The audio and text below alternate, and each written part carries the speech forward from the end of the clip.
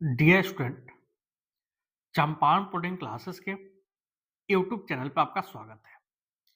अभी हम लोग एसबीटी के द्वारा दिए गए न्यू सिलेबस का एनालिसिस कर रहे हैं और इस क्रम में आज हम लोग सिविल इंजीनियरिंग सेकेंड सेमेस्टर के छात्रों के सिलेबस का हम लोग एनालिसिस करेंगे और समझेंगे कि पॉलिटेक्निक के अंदर सिविल इंजीनियरिंग के छात्रों को सेकेंड सेमेस्टर के अंदर कौन कौन से सब्जेक्ट पढ़ने हैं और प्रत्येक सब्जेक्ट के अंदर कौन कौन से चैप्टर पढ़ना है।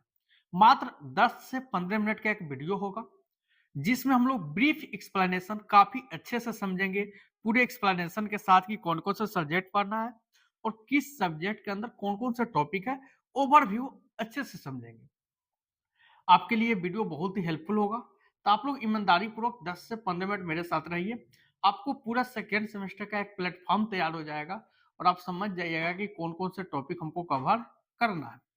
चलिए स्टार्ट करते हैं। जैसे कि आप देख रहे हैं कि civil engineering second semester new syllabus, हाँ न्यू सिलेबस की बात इसलिए कर रहे हैं क्योंकि एसबीटी ने 2024 में सिलेबस जो चेंज कर दिया था, तो 2024 बैच में जो लड़के एडमिशन लिए थे उन्हीं को यह सिलेबस पढ़ना है। तो 2024 के बाद 24 बैच, 25 बैच, 26, 27, 28 जो भी बैच जब तक सिलेबस चेंज नहीं होते हैं तब तक उनको पढ़ना है। जानते हैं कि कौन कौन से सब्जेक्ट पढ़ने हैं? तो 4 सब्जेक्ट आपको पढ़ना है सेकेंड सेमेस्टर के अंदर। वो कौन कौन से सब्जेक्ट है एक एक करके देखिए। पहला तो है अप्लाइड फिजिक्स ए। थोड़ा सा हम आपको एक बात बता दें, मैकेनिकल और सिविल दोनों के सिलेबस में बहुत सारी समानताएं हैं। 3 सब्जेक्ट मैकेनिकल और सिविल दोनों को पढ़ना है। जैसे ये अप्लाइड फिजिक्स ए है, दूसरी का इंजीनियरिंग मैकेनिक्स और applied mathematics. Python programming civil को अभी पढ़ना है, पाइथन प्रोग्रामिंग मैकेनिकल वाले पहले सेमेस्टर में ही पढ़ चुके हैं। तो हम लोग सिविल वाले समझते हैं कि कौन कौन से सब्जेक्ट अभी पढ़ना है। तो एक है अप्लाइड फिजिक्स है, दूसरा है पाइथन प्रोग्रामिंग, तीसरा है इंजीनियरिंग मैकेनिक्स। ये तो आपका कोर पेपर ही है, मैकेनिकल और सिविल का ये कोर पेपर होता है, याद रखिएगा। न्यूमेरिकल पेपर होगा, इसमें बेसिकली आपसे न्यूमेरिकल पूछा जाएगा और एग्जाम में न्यूमेरिकल पूछे जाते हैं बहुत मात्रा में। इसमें आपको कैलकुलेटर की जरूरत होगी। एक अप्लाइड मैथमेटिक्स ए है। पहले हुआ क्या करता था कि मैथमेटिक्स केवल फर्स्ट सेम में चारों ब्रांच का, पांचों ब्रांच का मैथ सेम था, लेकिन अभी सेम नहीं है। केवल सिविल और मैकेनिकल का मैथ सेम है। इलेक्ट्रिकल, कंप्यूटर साइंस, इलेक्ट्रॉनिक्स उसमें मैथ बी सी है, हम लोग को मैथ ए है, ध्यान रखिएगा। अब हम लोग समझेंगे कि प्रत्येक सब्जेक्ट के अंदर, जैसे अप्लाइड फिजिक्स ए के अंदर कौन कौन से चैप्टर है और उस चैप्टर में टॉपिक कौन कौन से हैं। पाइथन के अंदर कौन कौन से चैप्टर है, उसके अंदर टॉपिक कौन से हैं। उसी प्रकार इंजीनियरिंग मैकेनिक्स और अप्लाइड मैथमेटिक्स ए, सभी को बारी बारी से पढ़ेंगे। तो चलिए अगला स्लाइड में हम लोग आते हैं और अगले स्लाइड के अंदर आपके पास अप्लाइड फिजिक्स ए दिख रहे हैं। अप्लाइड फिजिक्स ए के अंदर 5 चैप्टर है। कितने चैप्टर है? 5 यूनिट है। समझते हैं कौन कौन से। Unit and measurement, unit and measurement already physics जो इलेक्ट्रिकल वाले पढ़े तो उसमें भी थे। थोड़ा सा ध्यान यह भी दिमाग में रखिएगा कि जो पहले सेमेस्टर में फिजिक्स, इलेक्ट्रिकल और कंप्यूटर साइंस वाले पढ़े थे वो फिजिक्स नहीं है, उसके मात्र 2 ही यूनिट इससे मिलते हैं। ये फिजिक्स आपके जो सीनियर बैच पढ़े थे उससे मिलता है। तो यूनिट एंड मेजरमेंट में हमको यूनिट जानना है, डायमेंशन जानना है, फिजिकल क्वांटिटी जानना है, एक्यूरेसी जानना है, एरर जानना है, ये सारे टॉपिक है। दूसरा है सर्कुलर एंड रोटेशनल मोशन। देखिए पहले ये चैप्टर अलग अलग होता था, सर्कुलर मोशन अलग होता था, रोटेशनल मोशन अलग होता था। अब दोनों को कंबाइन कर दिया है। सर्कुलर मोशन में जानते हैं कि जब कोई बड़ी सर्कुलर पाथ पे चलते हैं तो वहां पे सेंट्रीफ्यूगल फोर्स, सेंट्रीफ्यूगल फोर्स कितना लगना चाहिए कि वो बैलेंस बना के रखे, संतुलन में रहे, वह अच्छे से मूव कर सके, उसको जानना है। रोटेशनल मोशन में हम लोग मोमेंट ऑफ इनर्शिया पर ज्यादा ध्यान दिया गया है, एंगुलर मोमेंटम पर ध्यान दिया गया है। इसको हम लोग काफी डिटेल एनालिसिस करेंगे जब हम एक्सरसाइज पढ़ेंगे तब। थर्ड है physical property of matter and heat. देखिए एक चैप्टर अलग होता था, फिजिकल प्रॉपर्टी अलग होता था, अब दोनों को कंबाइन कर दिया है। फिजिकल प्रॉपर्टी और हीट को साथ में रख दिया है। फिजिकल प्रॉपर्टी में हम लोग कोई पदार्थ के जो गुण होते हैं, जैसे स्ट्रेस कितना डेवलप होगा, लोड लगाएंगे तो स्ट्रेन कितना होगा, सरफेस टेंशन कितना है, विस्कोसिटी कितना है, इलास्टिसिटी कितना है, प्लास्टिसिटी कितना है, ये सब चीजों को अच्छे से जानना है। हीट हीट को ट्रांसफर की विधियां, conduction, convection, radiation, thermal conductivity, thermometer के प्रकार, ये सब चीजों के बारे में जानना है। चौथा चैप्टर है सिंपल हार्मोनिक मोशन, जिसको शॉर्ट फॉर्म में हम लोग बोलेंगे ASHM and wave motion. Simple harmonic motion को सरल आवर्त गति कहते हैं। तो सरल आवर्त गति आप जानते हैं पेंडुलम की गति। वेव है, जैसे हम साउंड बोल रहे हैं, यह भी वेव है। पानी में आप कंकड़ मारते हो, वह भी वेव होता है। तो वेव कितने प्रकार के होते हैं, वेव एक स्थान से दूसरे स्थान तक किस रूप में ट्रेवल करते हैं, ये सब चीजों के बारे में जानना है किस चैप्टर के अंदर, SHM एंड वेव मोशन के अंदर। ये मॉडर्न फिजिक्स चैप्टर जो है ना, पहले के सिलेबस से लास्ट चैप्टर था, यहाँ भी लास्ट चैप्टर कर दिया गया है, जिसमें हमको लेजर के बारे में जानना। लेजर बात जब आती है तो आपके दिमाग में एक मेला वाला ही लेजर लाइट आता है समझ में। वो लेजर कैसे उत्पन्न होते हैं, लेजर का उपयोग रियल लाइफ में कहाँ है, लेजर को उत्पन्न करने में कौन कौन सी विधि अपनाना पड़ता है, लेजर कितने प्रकार के होते हैं, ये सब चीजों के बारे में हमको जानना है यूनिट 5 के अंदर।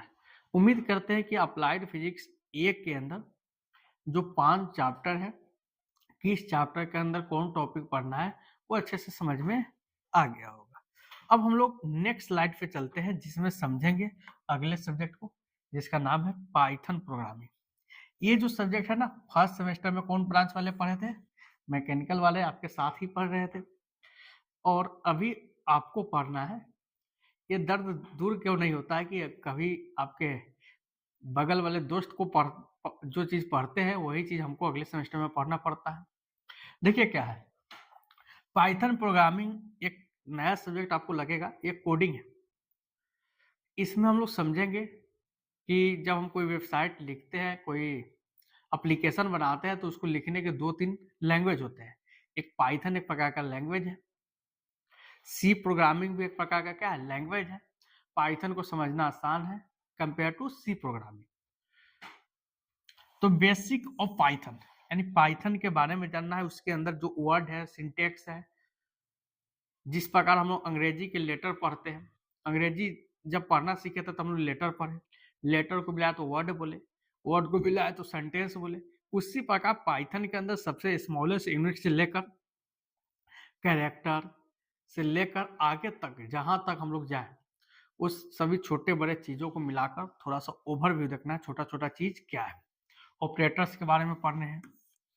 कंडीशनल, हाँ, कंडीशन दिया जाता है कि इफ ए होगा तो क्या होगा, नहीं होगा तो क्या होगा, स्टेटमेंट राइज होते हैं, वहां पे हमको पढ़ना है।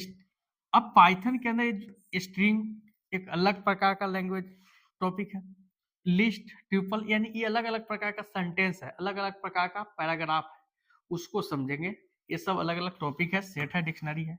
पाइथन में फंक्शन का क्या यूज है, मॉड्यूल का क्या यूज है, पैकेज का क्या यूज है, और ओओपी, इसको ओओपी बोला जाता है, ऑब्जेक्ट ओरिएंटेड प्रोग्रामिंग। पाइथन को कैसे सही तरीका से अरेंज किया जाए कि समय की बचत हो और एक ही कोड को बार बार लिखना नहीं पड़े, ये सब चीजों के बारे में हमको अध्ययन करना है। और पाइथन के अंदर हम फाइल को कैसे मैनेजमेंट करते हैं। तो हम लोग पाइथन प्रोग्रामिंग के अंदर टोटल 6 यूनिट है, सभी सब्जेक्ट में 5-5 यूनिट है, लेकिन पाइथन के अंदर कितनी यूनिट है, 6 यूनिट है। बारी बारी से एक एक यूनिट करके सभी को हम लोग क्या करेंगे, अध्ययन करेंगे। अब हम लोग चलते हैं अगले सब्जेक्ट, जो सबसे स्ट्रॉन्ग सब्जेक्ट होगा सिविल ब्रांच के लिए और मैकेनिकल ब्रांच के लिए, इंजीनियरिंग मैकेनिक्स। ये आपके पार्ट 1 स्टार्ट हो रहे हैं, इसी का पार्ट 2, पार्ट 3, पार्ट 4 मिलते जाएंगे। पूरा का पूरा सिविल में जो स्ट्रक्चर बनते हैं ना, बीम, पिलर, पुल, पुलिया, तो उसमें कितना मटेरियल लगाना है, कितना मोटाई देना है, पिलर जिसको बोलते हैं ना, गांव में बीम ढलाता है, पिलर ढलाता है, वो सब चीजों के बारे में अध्ययन करना है। कहाँ पे, इंजीनियरिंग मैकेनिक्स के अंदर। तो यहीं से आपके ब्रांच पेपर का फाउंडेशन स्टार्ट होगा। ये पेपर बहुत ही स्ट्रॉन्ग है मैकेनिकल और सिविल, बाकी सभी ब्रांच के लिए इंपॉर्टेंट है। क्यों, क्योंकि जब आप बीटेक के लिए सोचते हैं ना, तो लेटर एंट्री का एग्जाम देते हैं, जिसमें आपको बीटेक के डायरेक्ट सेकेंड ईयर में एडमिशन होता है, तो उसके एंट्रेंस के लिए 50 क्वेश्चन इंजीनियरिंग मैकेनिक्स के, 50 क्वेश्चन मैथ और 50 क्वेश्चन इंग्लिश, टोटल 150 क्वेश्चन रहते हैं। जिस प्रकार पॉलिटेक्निक एंट्रेंस में 30 फिजिक्स, 30 केमिस्ट्री, 30 मैथ थे, उसी प्रकार जब आप लेटर एंट्री का एग्जाम दीजिएगा तो 50 मैकेनिक्स का क्वेश्चन मिलेंगे, तो इसलिए ये काफी इंपॉर्टेंट हो जाते हैं। तो इसमें पहला चैप्टर है मैकेनिक्स एंड फोर्स सिस्टम। पहले चैप्टर में जानेंगे कि मैकेनिक्स क्या है, मैकेनिक्स कितने प्रकार के होते हैं, फोर्स की एप्लीकेशन, उसके बाद फोर्स को ऐड करने के लिए, सब्ट्रैक्ट करने के लिए ट्रायंगल रूल, पैरेललोग्राम रूल, ये सब चीजों के बारे में अध्ययन करना है। कहाँ पे? यूनिट फर्स्ट में। स्टैटिक्स इक्विलिब्रियम यूनिट 2 है, जिसमें हम लोग जानते हैं ना घर में बीम बनते हैं, सपोर्ट जिसको पिलर बोलते हैं, लोड, ये सब चीजों के बारे में पढ़ना है। इससे रिलेटेड क्वेश्चन भी पढ़ने हैं। जैसे एक एग्जांपल बता देते हैं कि यहाँ पे एक रस्सी है और यहाँ पे हम 500 न्यूटन का लोड अप्लाई कर दे तो किस रस्सी में कितना टेंशन होगा, ये सब कैलकुलेट करना। न्यूमेरिकल क्वेश्चन हमको इस चैप्टर में मिलेंगे। इसमें आपको कैलकुलेटर की जरूरत पड़ेगी। एग्जाम में 50% क्वेश्चन न्यूमेरिकल आते हैं। फ्रिक्शन, घर्षण के बारे में जानना है, लॉ ऑफ फ्रिक्शन क्या है, टाइप्स ऑफ फ्रिक्शन थ्योरी भी जानना है और उससे रिलेटेड न्यूमेरिकल पढ़ने हैं। सेंट्रोइड, सेंटर ऑफ ग्रेविटी, जैसे कोई ऑब्जेक्ट है, जैसे इस प्रकार का कोई स्ट्रक्चर हम तैयार करते हैं तो इसका मीन पॉइंट कहाँ होगा, जहाँ पे एज्यूम करेंगे कि टोटल वेट है या टोटल मास है। जिस प्रकार हम लोग अपने शरीर का सेंटर पॉइंट नाभि को समझते हैं, उसी प्रकार इस ऑब्जेक्ट का सेंटर पॉइंट कहाँ होगा। ये सब चीजें हम लोग पढ़ेंगे कहाँ पे? सेंट्रोइड के अंदर। सिंपल लिफ्टिंग मशीन, ये आप लोग जानते होगा, velocity ratio, mechanical advantage, efficiency, यानी न्यूमेरिकल ज्यादा क्वेश्चन इसमें फाइनली ये बताया जाता है कि अगर 70 नंबर का क्वेश्चन है जिसमें 40 से 45 नंबर आपको हो सकते हैं तो न्यूमेरिकल क्वेश्चन से बन जाए। 20 तो ऑब्जेक्टिव होते हैं, तो बाकी जो 50 से 50 में 30 नंबर ले सकते हैं। तो बेसिकली आप ध्यान में रखिएगा कि ये न्यूमेरिकल पेपर है। और जो चौथा सब्जेक्ट हम लोग का है वह है अप्लाइड मैथमेटिक्स ए। कौन सा है? अप्लाइड मैथमेटिक्स ए। इसमें पहला यूनिट है integral calculus and its application. देखिए, पहले सेमेस्टर में हम लोग डिफरेंशिएशन पढ़े थे और वही उसी का बड़ा भाई है इंटीग्रेशन। तो हम लोग यहाँ पे डिफरेंशिएशन के पार्ट 2 को ही स्टार्ट करेंगे, जिसका नाम होगा इंटीग्रेशन कैलकुलस। कैलकुलस में 2 ही पार्ट होते हैं, एक डिफरेंशिएशन, एक इंटीग्रेशन। तो इंटीग्रेशन को समझेंगे, फिर इसका एप्लीकेशन मतलब अनुप्रयोग कहाँ का है। तो जैसे एरिया निकालने के लिए, वॉल्यूम निकालने के लिए, यानी क्षेत्रफल और आयतन निकालने के लिए हम लोग इसका इस्तेमाल करते हैं, तो वह उसके बारे में अध्ययन करना है। डिफरेंशियल इक्वेशन, यानी आप डिफरेंशिएशन पढ़े थे, अब डिफरेंशियल इक्वेशन दिया रहता है जैसे d2² y बटा dx² प्लस py, इस प्रकार से बराबर q p, कुछ भी दिया रहता है। इसके सॉल्यूशन कैसे किए जाएंगे, इस सब चीजों के बारे में हमको यूनिट 2 में अध्ययन करना है। Numerical solution of non linear equation. हाँ, लीनियर और नॉन लीनियर याद होगा, हम लोग 10th में जो इक्वेशन पढ़ते थे 3x² या 4x प्लस 5x2, तो इसके रूट निकल जाते थे, आसानी से निकल जाते थे।